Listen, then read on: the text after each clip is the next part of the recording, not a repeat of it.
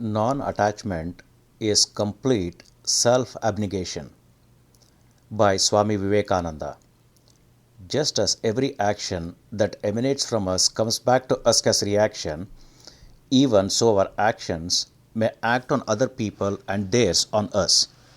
Perhaps all of you have observed it as a fact that when persons do evil actions, they become more and more evil. And when they begin to do good, they become stronger and stronger and learn to do good at all times. This intensification of the influence of action cannot be explained on any other ground than that we can act and react upon each other. To take an illustration from physical science, when I am doing a certain action, my mind may be said to be in certain state of vibration. All minds which are in similar circumstances will have the tendency to be affected by my mind. If there are different musical instruments tuned alike in one room, all of you may have noticed that one is stuck. The other have the tendency to vibrate so as to give the same note. So all minds that have the same tension, so to say, will be equally affected by the same thought. Of course, this influence of thought on mind will vary according to distance and other causes. But the mind is always open to affection. Suppose I am doing an evil act. My mind is in a certain state of vibration, and all minds in the universe which are in similar state have the possibility of being affected by the vibration of my mind. So, when I am doing a good action, my mind is another state of vibration, and all minds similarly strung have the possibility of being affected by my mind. And this power of mind upon mind is more or less according as the force of the tension is greater or less. Following this simile further, it is quite possible that just as light waves may travel from millions of years before they reach any object, so though waves may also travel hundreds of years before they meet an object with which they vibrate in unison, it is quite possible, therefore, that this atmosphere of ours is full of such thought pulsations, both good and evil. Every thought projected from every brain goes on pulsating, as it were, unless it meets a fit object that will receive it. Any mind which is open to receive some of these impulses will take them immediately. So, when a man is doing evil actions, he has brought his mind to a certain state of tension, and all the waves which correspond to the state of tension and which may be said to be already in the atmosphere will struggle to enter into his mind. That is why an evildoer generally goes on doing more and more evil. His actions becomes intensified. Such also will be the case with the doer of good.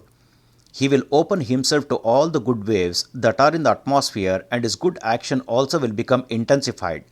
We run, therefore, a twofold danger in doing evil. First, we open ourselves to all the evil influences surrounding us. Secondly, we create evil which affects others, maybe hundreds of years hence. In doing evil, we injure ourselves and others also. In doing good, we do good to ourselves and to the others as well. And like all other forces in man, these forces of good and evil also gather strength from outside. According to Karma Yoga, the action one has done cannot be destroyed until it has borne its fruit. No power in nature can stop it from yielding its result. If I do an evil action, I must suffer for it. There is no power in this universe to stop or stay it. Similarly, if I do a good action, there is no power in the universe which can stop its bearing good results. The cause must have its effect. Nothing can prevent or restrain this. Now comes a very fine and serious question about Karma Yoga, namely that these actions of ours, both good and evil, are intimately connected with each other. We cannot put a line of demarcation and say this action is entirely good and this is entirely evil. There is no action which does not bear good and evil fruits at the same time. To take the nearest example, I am talking to you, and some of you perhaps think I am doing good. and at the same time I am perhaps killing thousands of microbes in the atmosphere. I thus doing evil to something else. When it is very near to us and affects those we know, we say it is very good action if it affects them in a good manner. For instance, you may call my speaking to be very good, but the microbes will not.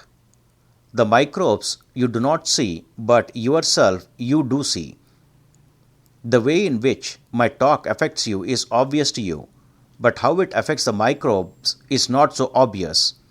And so, if we analyze our evil actions also, we may find that some good possible results from them somewhere. He who is in good action sees that there is something evil in it, and in the midst of evil sees that there is something good in it, somewhere has known the secret of work. But what follows from it? That howsoever we may try, there cannot be any action which is perfectly pure, or any which is perfectly impure. Taking purity and impurity in the sense of injury and non-injury, we cannot breathe or live without injuring others, and every bit of food we eat is taken away from another's mouth. Our very lives are crowding out other lives. It may be men or animals or small microbes, but someone or other of these we have to crowd out. That being the case, it naturally follows that perfection can never be attained by work. We may work through all eternity, but there will be no way out of this intricate maze. You may work on and on and on. There will be no end to this inevitable association of good and evil in the result of work. The second point to consider is, what is the end of work? We find the vast majority of people in every country believing that there will be a time when this world will become perfect, when there will be no disease, nor death, nor unhappiness, nor wickedness. That is a very good idea, a very good motive power to inspire and uplift the ignorant. But if we think for a moment, we shall find on the very face of it that it cannot be so. How can it be? Seeing that good and evil are the observe and reverse of the same coin. How can you have good without evil at the same time? What is meant by perfection? A perfect life is a contradiction in terms. Life itself is a state of continuous struggle between ourselves and everything outside. Every moment we are fighting actually with extreme nature, and if we are defeated, our life has to go on. It is, for instance, a continuous struggle for food and air. If food or air fails, we die. Life is not a simple and smoothly following thing, but it is a compound effect. This complex struggle between something inside and the external world is what we call life. So, it is clear that when the struggle ceases, there will be an end of life. What is meant by ideal happiness is the cessation of the struggle. But then life will cease, for the struggle can only cease when life itself has ceased. We have seen already that in helping the world we help ourselves. The main effect of work done for others is to purify ourselves. By means of the constant effort to do good to others, we are trying to forget ourselves. This forgetfulness of self is the one great lesson we have to learn in life. Man thinks foolishly that he can make himself happy, and after years of struggle finds out at last that true happiness consists in killing selfishness, and that no one can make him happy except himself. Every act of charity, every thought of sympathy, every action of help, every good deed is taking so much of self-importance away from our little self and making us think of ourselves as the lowest and the least, and therefore it is all good. Here we find that jnana, bhakti and karma all come to one point. The highest ideal is eternal and entire self abnegation, when there is no I but all is thou, and whether he is conscious or unconscious of it, karma yoga leads man to that end. A religious preacher may become horrified at the idea of an impersonal God. He may insist on a personal God and wish to keep up his own identity and individuality. whatever he may mean by that, but his ideas of ethics, if they are really good, cannot but be based on the highest self abnegation. It is the basis of all morality. You may extend it to men or animals or angels. It is the one basic idea, the one fundamental principle running through all ethical systems. You will find various classes of men in this world. First, there are the God men, whose self abnegation is complete, and who do only good to others, even at the sacrifice of their own lives. These are the highest of men. If there are 100 of such in any country, that country need never despair, but they are unfortunately too few. Then there are the good men who do good to others, so long as it does not injure themselves. And there is a third class who, to do good to themselves, injure others. It is said by a Sanskrit poet that there is a fourth, unnameable class of people who injure others merely for injury's sake. Just as there are at one pole of existence the highest good men who do good for the sake of doing good, so at the other pole there are others who injure others just for the sake of injury. They do not gain anything thereby, but it is their nature to do evil. Here are two Sanskrit words, the one pravritti, which means revolving towards, and the other nivritti, which means revolving away. The revolving towards is what we call the world, the I and mine. It includes all those things which are always enriched, that me by wealth and money and power and name and fame, and which are of grasping nature, always tending to accumulate everything in one center, that center being myself. That is the pravritti. The natural tendency of every human being, taking everything from everywhere and heaping it around one center, that center being man's own sweet self. When this tendency begins to break, when it is nivritti or going away from, then begins morality and religion. Both pravritti and nivritti are of the nature of work. The former is evil work and the later is good work. This nivritti is the fundamental basis of all morality and all religion, and the very perfection of its entire self-abnegation. Readiness to sacrifice mind and body and everything for another being. When a man has reached that state, he has attained to the perfection of Karma Yoga. This is the highest result of good works. Although a man has not studied a single system of philosophy, although he does not believe in any God, and never has believed, although he has not prayed even once in his whole life, if the simple power of good actions has brought him to that state where he is ready to give up his life and all else for others, he has arrived at the same point to which the religious man will come through his prayers and philosopher through his knowledge. And so you may find that the philosopher, the worker, and the devotee all meet at one point, that one point being self-abnegation. However much their system of philosophy and religion may differ, all mankind stand in reverence and awe before the man who is ready to sacrifice himself for others. Here it is not all any question of creed or doctrine. Every man who are very much opposed to religious ideas, when they see one of these acts of complete self-sacrifice, feel that they must revere it. Have you not seen even a most bigoted Christian, when he reads Edwin Arnold's Light of Asia, stand in reverence of Buddha, who preached no God, preached nothing but self-sacrifice? The only thing is that the bigot does not know that his own end and aim in life is exactly the same as that of those from whom he differs.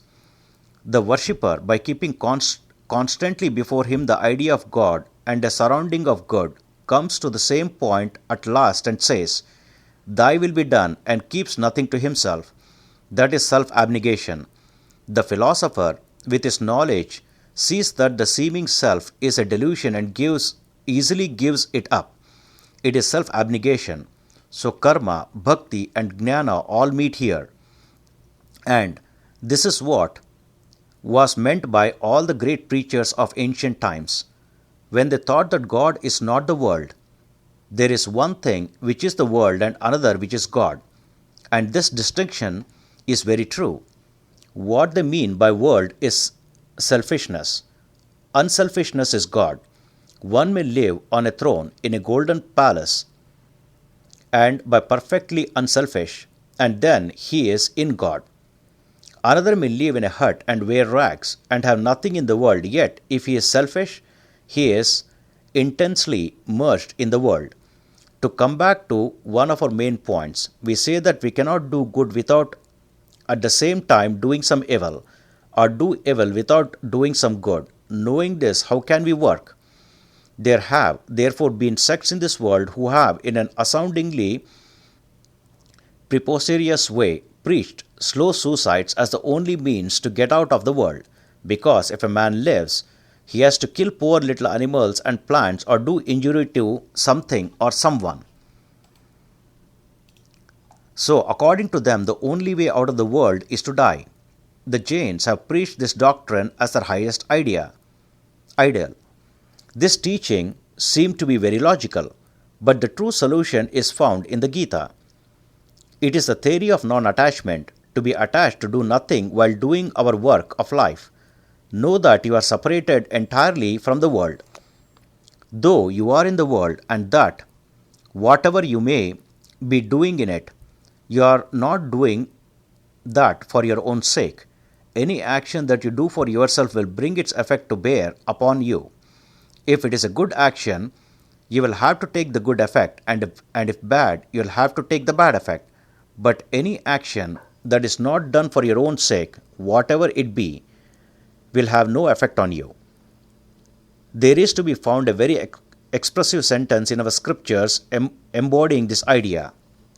Even if he kill the whole universe or be himself killed, he is neither the killer nor the killed, when he knows that he is not acting for himself at all. Therefore, Karma Yoga teaches, do not give up the world, live in the world, imbibe its influence as much as you can. But if it be for your own enjoyment's sake, work not at all. Enjoyment should not be the goal. First, kill yourself, and then take the whole world as yourself. As the old Christians used to say, the old man must die. This old man is a selfish idea that the whole world is made for our enjoyment. Foolish parents teach their children to pray, O Lord, thou hast created this sun for me and this moon for me.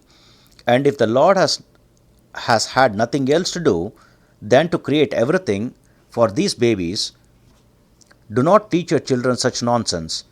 Then again, there are people who are foolish in another way. They teach us that all these animals were created for us to kill and eat, and this universe is for the enjoyment of men. That is all foolishness. A tiger must say, man was created for me, and pray, O Lord, how wicked are these men, who do not come and place themselves before me to be eaten. They are breaking your law. If the world is created for us, we are also created for the world. That this world is created for our enjoyment is the most wicked idea that holds us down. This world is not for our sake. Millions pass out of it every year. The world does not feel it. Millions of others are supplied in their place. Just as much as the world is for us, so we are for the world. To work properly, therefore, you have first to give up the idea of attachment. Secondly, do not mix in the fray. Hold yourself as a witness and go on working. My master used to say, look upon your children as a nurse does. The nurse will take your baby and fondle it and play with it and behave towards it as gently as if it were her own child. But as soon as you give her notice to quit, she is ready to start off bag and baggage from the house. Everything in the shape of attachment is forgotten. It will not give the ordinary nurse the least pang to leave your children and take up other children. Even so are you to be with all that you consider your own. You are the nurse, and if you believe in God, believe that all these things which you consider yours are really His. The greatest weakness often insinuates itself as the greatest good and strength. It is a weakness to think that anyone is dependent on me and that I can do good to others. This belief is the motherhood of all our attachment. And through this attachment comes all our pain. We must inform our minds that no one in this universe depends upon us. Not one beggar depends on our charity, not one soul on our kindness, not one living thing on our help. All are helped on by nature, and will be so helped even though millions of us were not here. The course of nature will not stop us for such as you and me. It is, as already pointed out, only a blessed privilege to you and me that we are allowed, in the way of helping others, to educate ourselves. This is a great lesson to learn in life, and when we have learnt it fully, we shall never be unhappy. We can go and mix without harm in society anywhere and everywhere. You may have wives and husbands, and regiments of servants, and kingdoms to govern. If only you act on the principle that the world is not for you and does not inevitably need you, they can do you no harm. This very year some of your friends may have died. Is the world waiting without going on for them to come again? Is its current stopped? No, it goes on. So drive out of your mind the idea that you have to do something for the world. The world does not require any help from you. It is sheer nonsense on the part of any man to think that he is born to help the world. It is simple pride. It is selfishness insinuating itself in the form of virtue. When you have trained your mind and your nerves to realize this idea of the world's non-dependence on you or on anybody, there will be no reaction in the form of pain resulting from work. When you give something to a man and expect nothing, do not even expect the man to be grateful. His ingratitude will not tell upon you, because he never expected anything, never thought you had any right to do anything in the way of a return. You gave him what he deserved. His own karma got it for him. Your karma made you the carrier thereof. Why should you be proud of having given away something? You are the porter that carried the money or other kind of gifts, and the world deserved it by its own karma. Where is then the reason for pride in you? There is nothing very great in what you give to the world. When you have acquired the feeling of non-attachment, there will then be neither good nor evil for you. It is only selfishness that causes the difference between good and evil. It is a very hard thing to understand, but you will come to learn in time that nothing in the universe has a power over you until you allow it to exercise such a power. Nothing has power over the self of man until the self becomes a fool and loses independence. So, by non-attachment, you overcome and deny the power of anything to act upon you. It is very easy to say that nothing has a right to act upon you until you allow it to do so. But what is the true sign of the man who really does not allow anything to work upon him, who is neither happy nor unhappy when acted upon by the external world? The sign is that good or ill fortune causes no change in his mind. In all conditions he continues to remain the same. There was a great sage in India called Vyasa. The Vyasa is known as the author of the Vedanta aphorisms and was a holy man. His father had tried to become a very perfect man and had failed. His grandfather had also tried and failed. His great-grandfather had similarly tried and failed. He himself did not succeed perfectly, but his son, Shuka, was born perfect. Vyasa taught his son wisdom, and after teaching him the knowledge of truth himself, he sent him to the court of King Janaka. He was a great king and was called Janaka Videha. Videha means without a body. Although a king, he had entirely forgotten that he was a body. He felt that he was a spirit all the time. This boy Shukha was sent to be taught by him. The king knew that Vyasa's son was coming to him to learn wisdom, so he made certain arrangements beforehand. And when the boy presented himself at the gates of the palace, the guards took no notice of him whatsoever. They only gave him a seat, and he sat there for 3 days and nights, nobody speaking to him, nobody asking him who he was or whence he was. He was the son of a very great sage.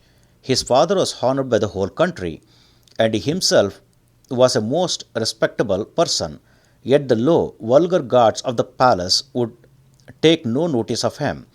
After that, suddenly the ministers of the king and all the big officials came there and received him with the great honors.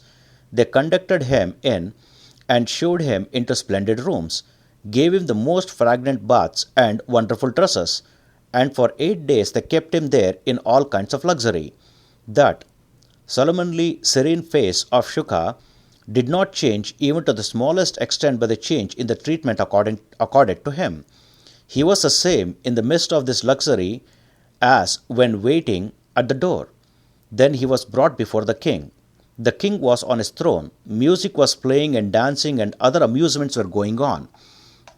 The king then gave him a cup of milk, full to the brim, and asked him to go 7 times around the hall without spilling even a drop. The boy took the cup and proceeded in the midst of the music and the attraction of the beautiful faces. As desired by the king, 7 times did he go round, and not a drop of milk was spilt.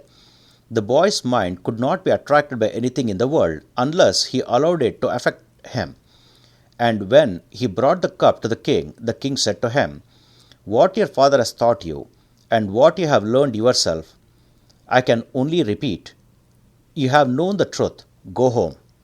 Thus the man that has practiced control over himself cannot be acted upon by anything outside. There is no more slavery for him. His mind has become free. Such a man alone is fit to live in the world. We generally find holding two opinions regarding the world. Some are pessimistic and say how horrible this world is, how wicked. Some others are optimistic and say how beautiful this world is, how wonderful. To those who have not controlled their own minds, the world is either full of evil or at the best a mixture of good and evil. This very world will become to us an optimistic world when we become masters of our own minds. Nothing will then work upon us as good or evil. We shall find everything to be in its proper place, to be harmonious. Some men who begin by saying that the world is a hell often end by saying that it is a heaven. When they succeed in the practice of self-control, we are genuine karma yogis and wish to train ourselves to the attainment of this state. Wherever we may begin, we are sure to end in perfect self-abnegation. And as soon as this seemingly self has gone, the whole world, which at first appears to us to be filled with evil, will appear to be heaven itself and full of blessedness. Its very atmosphere will be blessed. Every human face there will be a God. Such is the end and aim of Karma Yoga, and such is its perfection in practical life. Our various yogas do not conflict with each other. Each of them leads us to the same goal and makes us perfect. Only each has to be strenuously practiced. The whole secret is in practicing. First you have to hear, then think, and then practice. This is true of every yoga. You have first to hear about it and understand what it is, and many things which you do not understand will be made clear to you by constant hearing and thinking. It is hard to understand everything at once. The explanation of everything is, after all, in yourself. No one was ever really taught by another. Each of us has to teach it himself. The external teacher offers only the suggestion which rouses the internal teacher to work to understand things.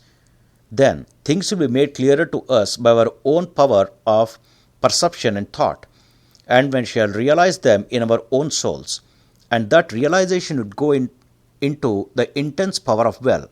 First, it is feeling, then it becomes willing, and out of that willing comes a tremendous force for work that will go through every vein and nerve and muscle, until the whole mass of a body is changed into an instrument of the unselfish yoga of work, and the desired result of perfect self-abnegation and utter unselfishness is duly attained.